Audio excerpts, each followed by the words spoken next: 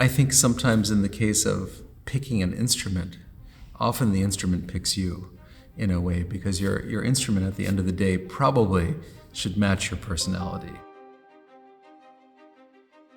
Well, I think teaching is really about engaging somebody's curiosity.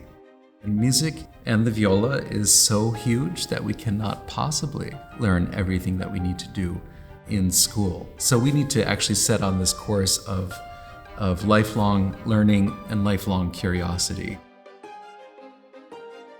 I think we live in a really interesting time right now. We're in the 21st century, so that means that we have more music than ever before to be responsible for.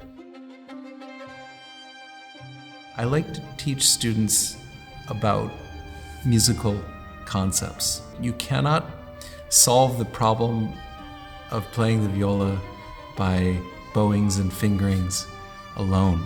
And so if a student really understands a philosophy, they have a way of thinking about music that they can take with them for the rest of their lives.